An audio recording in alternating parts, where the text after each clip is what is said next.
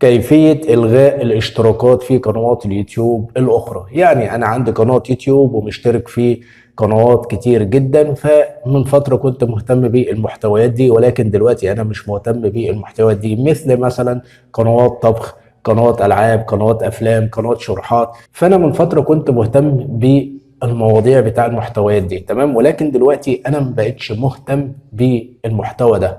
يعني أنا المحتويات ديت مبقتش دلوقتي مهتم بيها، تمام. فكل شويه يجي لي اشعار انه فلان نزل فيديو، قناه كذا نزلت فيديو، قناه مش عارف ايه نزلت فيديو، فكل شويه بيجي لي اشعار فعامل لي ازعاج.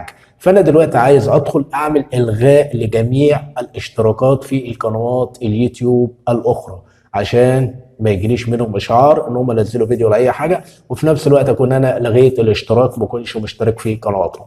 اعمل ايه؟ اول حاجه هتمسك الموبايل بتاعك وهتيجي على تطبيق اليوتيوب وهنضغط عليه. بعد كده هنبدأ نيجي عند الاشتراكات. من الاشتراكات طبعا هنبدأ نضغط على كلمة الكل. الكل فوق خالص اهيت، ضغطنا عليها، ظهر معايا جميع الاشتراكات اللي انا مشترك فيها. طيب انا عايز بقى الغي جميع الاشتراكات دي، الغيها ازاي؟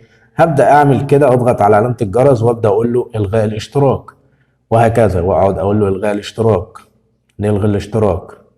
هنقعد نعمل كده لحد ايه ما نلغي جميع الاشتراكات بتاعه القنوات الاخرى اللي انا مشترك فيها، عشان الاشعارات اللي بتجيلي عامله لي ازعاج وانا مبقتش مهتم بالمحتوى ده.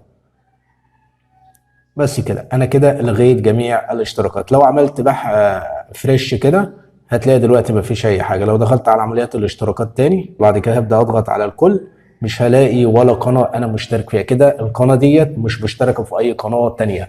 اتمنى اكون وصلت لك المعلومه بشكل سليم. لو عجبك الفيديو لا تنسى الاشتراك في القناه وتفعل زر الجرس على الكل، وسيب لي كومنت اسفل الفيديو، تمام. لو في اي مشكله واجهتك ولا اي حاجه معلش سامحوني، انا تعبان شويه مش قادر اتكلم، صوتي ضايع خالص والبرد قاتلني، سامحوني. دعوتكم معانا ان شاء الله. اشوفكم فيديو جديد، السلام عليكم.